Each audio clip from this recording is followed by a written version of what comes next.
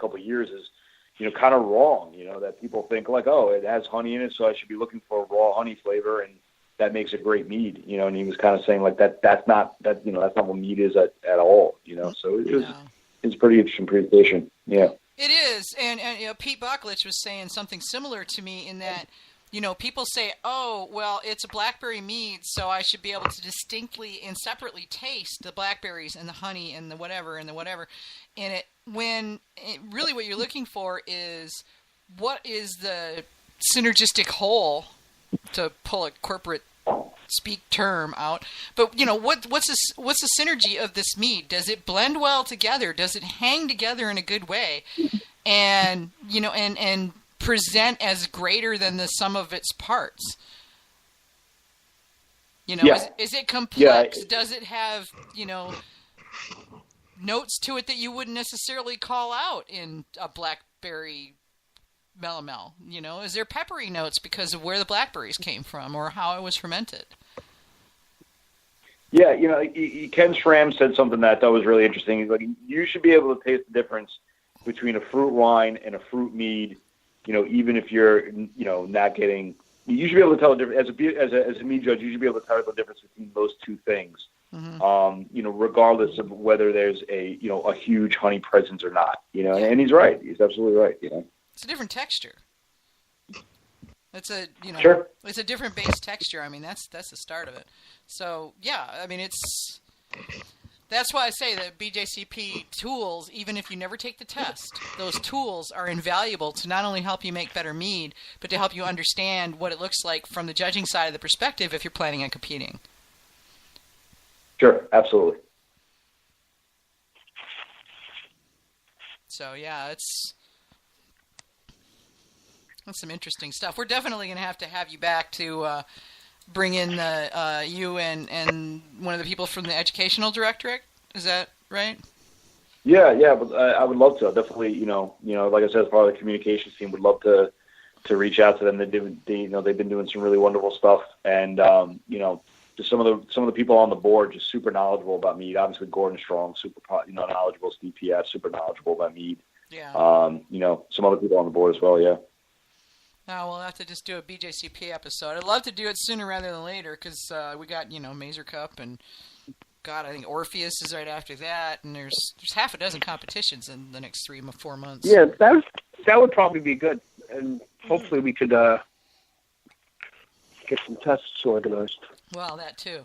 I'd love to see more test locations because one of the things that bugs the crap out of me is that, like, the nearest test to me is 3 states away. It's like, seriously? Well, if you take the online course, you stay an extra day and get out there to do the tasting.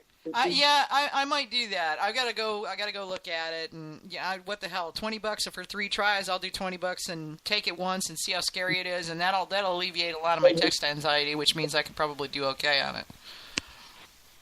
Yeah, that's one of the reasons I started offering it is just because it just wasn't being offered. I mean, the reason we only had a couple of mead judges, in the areas because no one was offering it. You know what I mean? Mm-hmm. And then you keep offering and people get interested in it. And like I said, it becomes a stepping stone for a lot of people to not only to spread the hobby, but eventually make the leap into making commercial meads, which is, what I'd love to see more on. There's none on Long Island that I know of. Not anymore, no. Really, Long Island Meadery was out there years ago, but he unfortunately didn't make it. He had some amazing meads, though. I really like his meads. Yeah, I think that he was unlucky in that the laws about tasting rooms changed before. They changed after he went out of business. If they were in place when he was in business, I think it'd be a different story for him.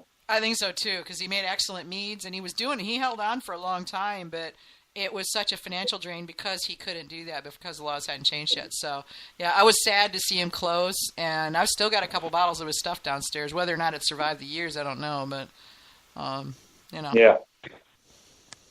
I liked his mead a lot. I loved his... What was that, Bobby? I didn't say anything. Oh, okay. Yeah, was it 2011, Joe? Oh, my God.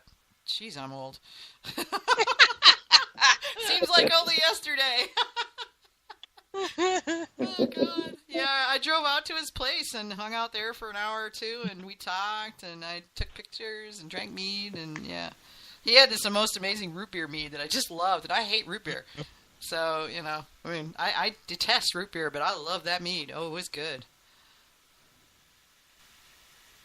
And nobody's making root beer mead anymore, which kind of sucks, because it was an interesting flavor in a mead. It was a very interesting flavor in a mead. Yeah, well, you can't. There's a lot of local sassafras that I like to use, but it's a carcinogen. So on like really high levels, so like it'll never get past like the TTB. Like no one will ever, that will never get approved in anybody's. They'd have to use something artificial.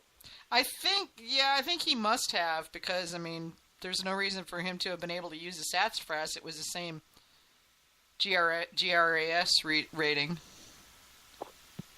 Yeah. I don't believe it's changed any time in the last 10, 15 years. So. Oh, Joe says that he talked to him recently. Yeah, he was a pretty cool guy. He was funny, though. He was so New York. He used to crack me up because he was very blunt and straightforward, didn't care who he pissed off. It's like, so New York. I find that refreshing, as I myself am not real good at the whole, blunt and straightforward and not caring who I piss off. I have to be political, so unfortunately. Probably a good way to be. Yeah, it saved me probably from getting my ass beat a few times. And I'm sitting on the other side of the keyboard going, I know what I'd like to say to you, but I'm not gonna. But I'm thinking it, so yeah. Thinking it real hard. Yeah. So what do you got in the bucket right now, Andrew?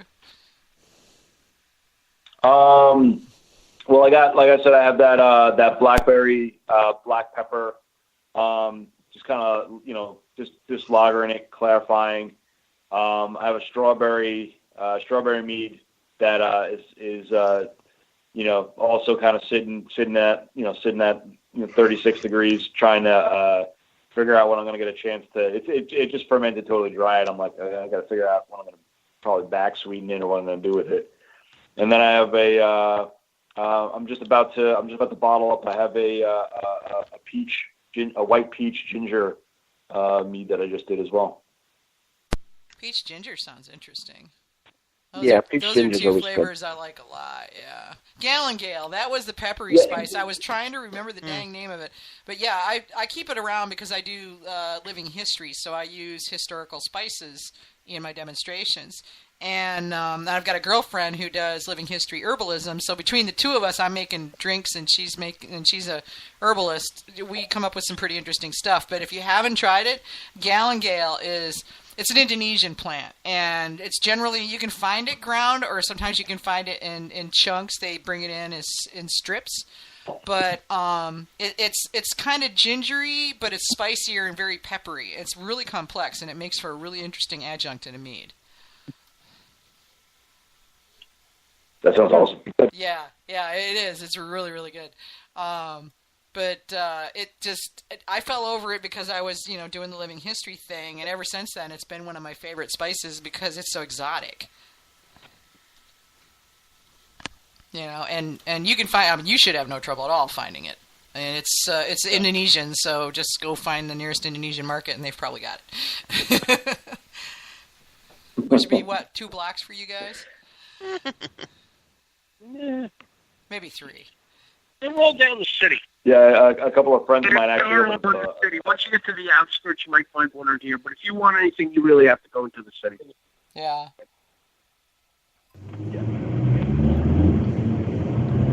Hamish must be whose big truck is that? Hamish must be in traffic. Probably. Yeah, that's where Ryan is tonight. He was coming back from skiing, and he got caught on the highway. There was a truck jackknifed, and he's he's caught in the traffic jam, backed up behind it, and said it'd be hours. Oh, that's gotta suck. Yeah, it does. And wow. in the snow, and he's like, I'm in my ski suit, so it's all good. And he's like, I don't know when I'll get home. So, yeah. That doesn't sound like fun. No, it never is. This is why you always travel with a full gas tank. Mm-hmm. Yeah, I've been trapped in a couple of those, and that's right. You never go on a trip where you don't fill up the gas before you hit the road.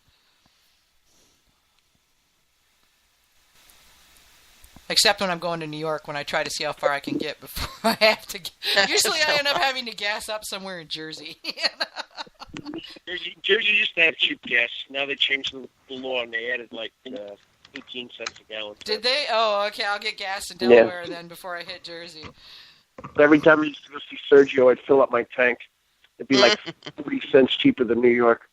Oh my gosh! Yeah, we're paying enough for it here. So yeah, I don't know if I guess I'll meet you, Andrew, when I come up for the fermentation festival. You're gonna be there. Yeah, I'll be there. I'll be there with my club. Oh, okay, cool. I'll be there with my club. Awesome. I look forward. Yeah, to there's so you. much. Yeah, there is so much to do with that fermentation festival. How do they do all that in one day? Yeah, I'm looking for. Because there's 60 different booths, 80 different booths. Then there's classes. There's 4 or 5 different classrooms. There's classes going on the whole time. They're all good days. Yeah, I'm definitely looking forward to you guys panel too. Yeah, it's going to be interesting. People were. There's going to be like a pro and what was it, Bobby? You said there was a really interesting spread of people. Yeah, I think Sergio, you, myself, and I think they're asking one other person on. I'm not sure. But I'll find out. And possibly Corbin. I think that would be a nice that would be spread. really cool. Yeah. They have one good sized room that would probably seat about 100 people. And last year there was talks on miso and everything. Just to go there and see how many different fermentation things are there, it's incredible. There was pickle companies and charcuterie companies, kefir and live soda and everything. And there was 5 or 6 homebrew clubs all lined up on the wall. It's a really good time. I'm looking forward to trying all the different fermented things. It would take work to get through the whole room. I know they need to do this in 2 days. Let's do it in one day. Yeah. Not only do you do it in one day, it's a quick cleanup, and then a new event starts like 45 minutes later. Jeez. Y'all are way too high powered for me, man. Well, that's why you don't really want to set up. But it takes, there's a lot of stuff going on there. Yeah. And the room, I forgot what the room costs. It's like a huge amount of money. It's like $15,000 for the morning. Oh, yeah. It doesn't take much. It adds up right quick. Especially in that area, Oh, well, yeah. Yeah, I can imagine they'd have no trouble at all filling that room otherwise, so. Yep. No, Yeah. it's great. I'm looking forward to it. Last time. What was that, Andrew? Andrew's club was there last time. They brought like, 10, 12 taps. But there was probably, just the homebrew clubs were 50 taps. Wow. Yeah, we some of the bigger festivals will have, the one of the last during our mead competition was held during a beer festival, and we had like 14 different beverages on tap, mead, beer, and cider. We tend to bring a lot, I'm looking forward to that. That'll be really interesting. How is it that you guys can pour at a public event? I think it's because they're not charging for the individual beverages. I think that's kind of the way that it works. Like, with homebrew, that if in terms of like the way that the licensing works in New York or the permits work in New York, that you could serve it as long as we're not individually charging for our beers. I think that falls under the permit for the festival. Well, yeah. If you tried that in North Carolina, they'd wrap your ass up and have you in jail in no time.